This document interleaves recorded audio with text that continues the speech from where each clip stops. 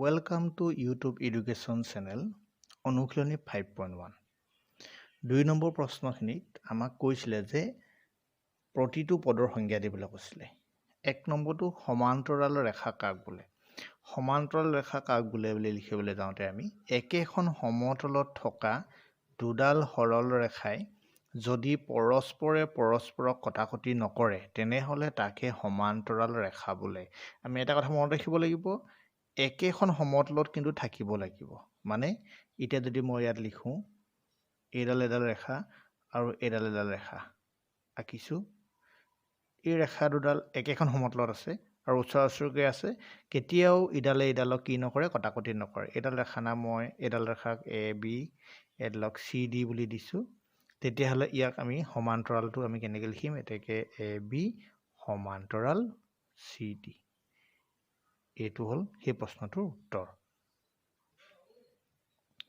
2 নম্বৰটো কৈছিলে আমাক লম্ব ৰেখা এটা লম্ব ৰেখা কেতিয়া ক'ব এডাল সৰল ৰেখা আন এডাল সৰল ৰেখাৰ ওপৰত দণ্ডায়মান হোৱাৰ ফলত যদি সমকোণ উৎপন্ন হয় তেতিয়া এটা ৰেখাক আনটোৰ ওপৰত লম্ব ৰেখা বুলি কোৱা হয় এটা লম্ব ৰেখা মানে ধৰ এনেকৈ আছে নহয় এডাল সৰল ৰেখা আৰু এডাল তাৰ ওপৰত এনেকৈ থাকিব তেতিয়াহলে এই কোণটো 90 ডিগ্ৰী হ'ব নে তাহলে এনে ধৰণৰ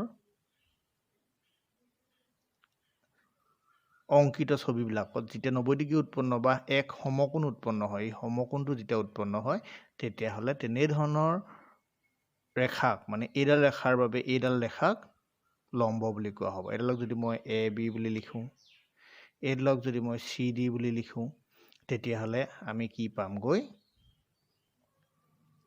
এ বি লম্ব চি ডি এনেকৈ লিখা হয় এইটো ওলোটা টিটো নিচিনাকৈ লিখে এইটো হল লম্ব চিহ্ন এতিয়া আমি সমকোণ বুলি ক'বলৈ যাওঁতে তাত আমি কোণৰ বিষয়ে উল্লেখ কৰিলো প্ৰশ্নটোত আমাক তাৰ লগত যেতিয়া আমি নতুন কোনো এটা শব্দ বা কোনো এটা সংজ্ঞাৰ এটা নাম আমি ব্যৱহাৰ কৰোঁ তেতিয়া সেই নামটোৰো আকৌ সংজ্ঞাটো দিবলৈ কৈছিলে আমাক সেইকাৰণে আমি সমকোণ লিখিছিলোঁ এতিয়া কোণটো সেইকাৰণে আমি আকৌ দি দিছোঁ সেইকাৰণে এইটো এ বুলি লিখিছোঁ এতিয়া দুডাল সৰল ৰেখা এটা বিন্দুত মিলিত হলে এটা কোণৰ উৎপন্ন হয় এতিয়া ধৰা এডাল ৰেখা এইফালে আউডাল ৰেখা ক'ত জইন হৈছে ইহঁতি ইয়াত জইন হৈছে তেতিয়াহ'লে এইটো এটা কোণ হ'ব এই কোণটোৰ নামটো ধৰা মই এ কোণ দিছোঁ মানে কোণ এ এনেদৰে ঠিক তেনেদৰে ৰেখাখণ্ড আমি জানো এডাল ৰেখা অসীমলৈকে থাকে সেই অসীমলৈ থকা ৰেখাডালত যিকোনো এটা খণ্ডকে ৰেখাখণ্ড হয় নহয় এডাল ৰেখা অসীমলৈকে থাকে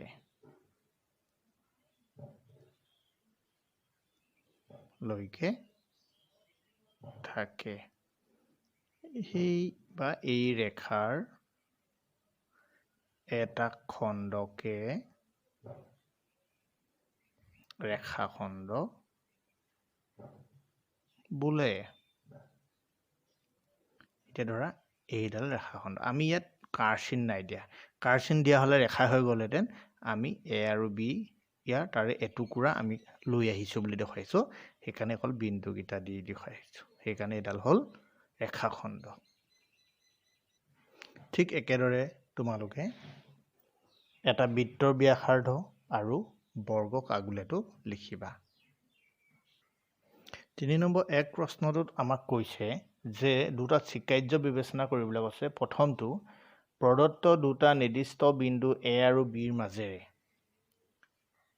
ধৰা তোমালোকে এনেকৈ অংকন কৰিবা এইটোক এ বিন্দু দিছোঁ এইটোক বি বিন্দু দিছোঁ তাৰপিছত কৈছে যে তৃতীয় এটা বিন্দু চি পোৱা যায় এতিয়া তৃতীয় এটা বিন্দু চি পোৱা যায় যিটো এ আৰু বিৰ মাজত অৱস্থিত মানে এই যিকোনো ঠাইত আমি ইয়াত দি দিলে হ'ব এতিয়া চিৰ মাজত আমি অৱস্থিত কৰি দিছোঁ আমি ইয়াত এটা কথা জানো যে দুটা বিন্দুৰ মাজেৰে অকল এডালহে ৰেখা অংকন কৰিব পাৰি এতিয়া আমাৰ এইটো চিকাৰ্য আমাৰ কোনটো চিকাৰ্য হ'ব ইয়াত আমি চিকাৰ্য একমতে এটা কথাই জানো যে চিকাৰ্য 1 মতে আমি জানো যে চিকাৰ্যটো তোমালোকে চাবা কিতাপত আছে কি শিকিলাতে আছে যে এডাল সৰল ৰেখা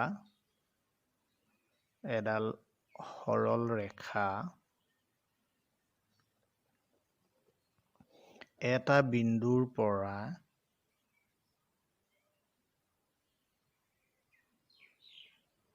আন যিকোনো এটা বিন্দুলৈ টানিব পাৰি। এটা বিন্দুৰ পৰা আন যিকোনো এটা বিন্দুলৈ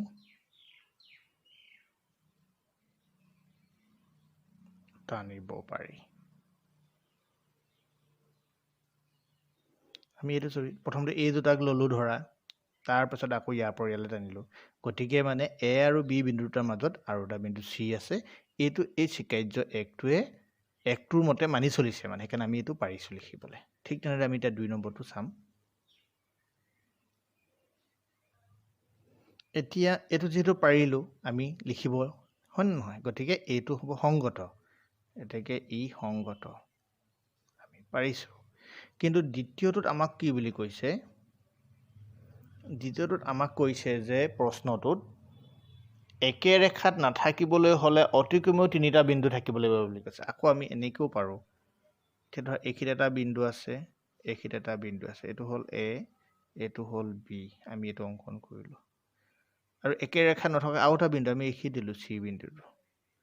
তেতিয়াহ'লে একে ৰেখাত আছে জানো? নাই নহয়, নাই। তেতিয়াহ'লে আমি এতিয়া লিখি দিলেই হৈ যাব যে এইটো ইউক্লিডৰ স্বীকাৰ্যটো মানি নচলে। ই ইউক্লিডৰ স্বীকাৰ্য এক মানি নচলে। 4 নম্বৰ প্ৰশ্নটো, এইটো বহুত ইম্পৰ্টেণ্ট হয়, পৰীক্ষাবিলাকতো আহে এই অংকটো। প্ৰশ্নটো তোমালোকে কিতাপত পঢ়িবা যে যদি এটা বিন্দু চি দুটা বিন্দু এ আৰু বিৰ মাজত থাকে যাতে এ চি সমান বি চি, তেন্তে প্ৰমাণ কৰা যে A C equal half of B C. আমাৰ এতিয়া প্ৰশ্নটো কৈছে যে এডাল ৰেখা আঁকিবলৈ কৈছে। সেই ৰেখাডাল এ আৰু বি বুলি কৈছে। আৰু সেই ৰেখাডালৰ মাজত এটা বিন্দু আছে, যিটো একদম এই ৰেখাডালৰ তোমালোকে একদম মাজত দিবা, মাজত এইখিনিত দিব লাগিব। কাৰণ এ চি ইকুৱেল আকৌ বি চি বুলি আমাৰ কিতাপখনত প্ৰশ্নটোত দিয়া আছে। ইয়াত আমি লিখিব লাগিব, দিয়া আছে A C equal B C.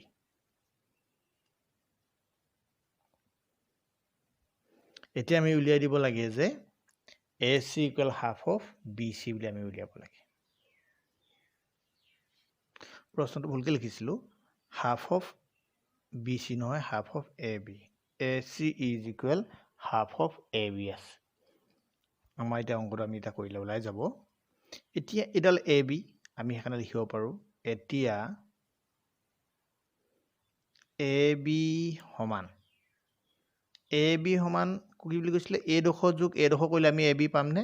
সেইকাৰণে এ চি যোগ বি চি।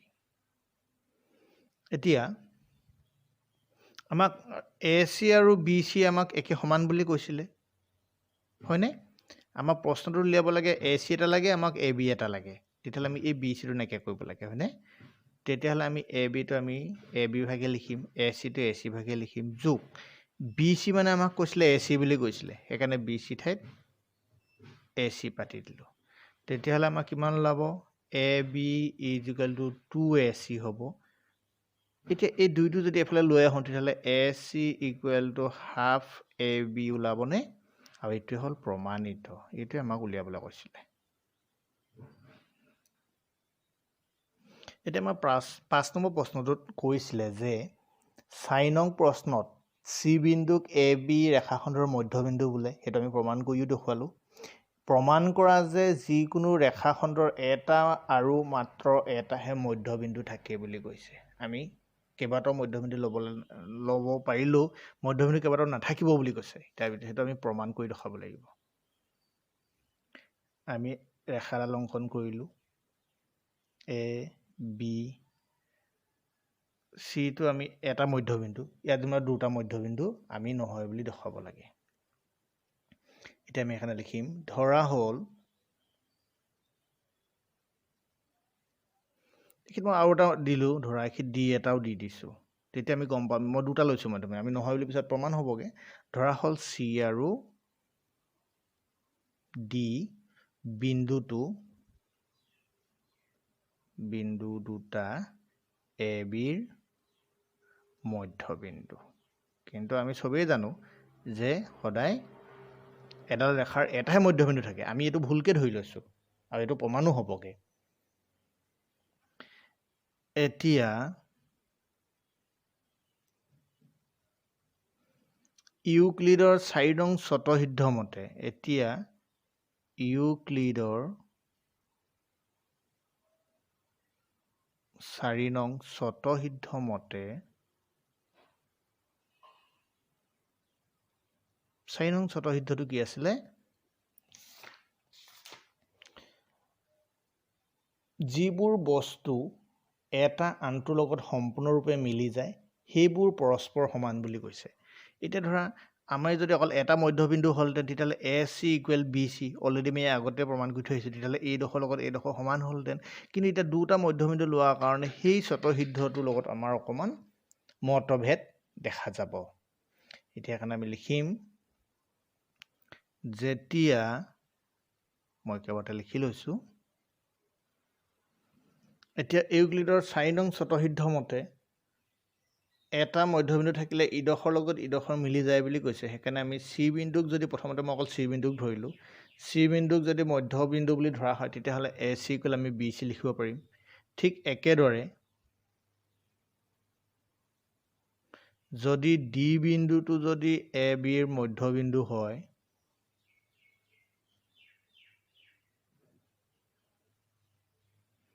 তেতিয়া আমি AD = BD লিখিব পাৰিম এটুক যদি 1 নম্বৰ দিও এটুক যদি আমি 2 নম্বৰ দিও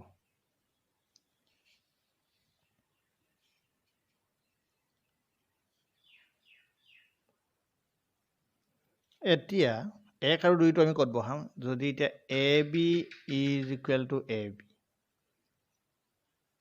আমি হে আমাৰ এইডাল AB আছিল নহয় এইডাল AB যদি C বিন্দু প্ৰথম ধৰো তেলে AC + BC আকৌ D ধৰিলে আমি AD + BD পাম নহয় তে AB মানে আসলে AC + BC আকৌ AB মানে আমি D বিন্দু মধ্যবিন্দু হিচাপে ধৰিলে AD + BD তাৰছত আমি 1 নম্বৰ সমীকৰণৰ আকৌ BC ঠাইত আমি AC লিখি থৈছো নহয় AC = BC সেইকাৰণে AC + AC = আকৌ 2 নম্বৰ সমীকৰণত আমি AD আকৌ BD ঠাইতো আমি AD বুলি লিখি থৈছো তেতিয়া হলে আমাৰ কি হ'ব এফালে twice AC = twice AD আহিব তেতিয়া হলে 2 টো কেনসেল হলে AC = AD it's AC = AD পোৱাৰ লগে লগে আমাৰ জটিলতাটো বাঢ়ি আহিলেই এতিয়া আমাৰ ছবিটোত কি হ'বগে এ ধৰা A আছিলে এফালে ধৰা B আছিলে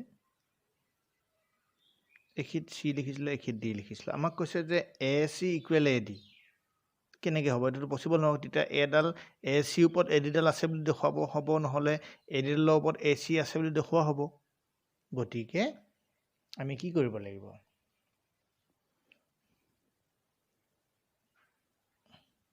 গতিকে C আৰু D বিন্দু দুটা ভিন্ন নহয় আমি হেবিল ভিন্ন নহয় বুলি ক'ব লাগিব তেতিয়াহে আমি প্ৰশ্নটো উলিয়াব পাৰিম ভিন্ন নহয় অৰ্থাৎ প্ৰশ্নটো আমি কি বুলি আছিলে যিকোনো ৰেখাখণ্ডৰ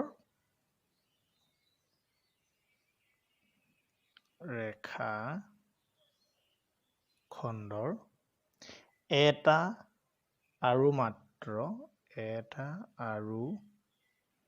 মাত্ৰ এটাহে মধ্যবিন্দু থাকে, এইটো প্ৰমাণিত।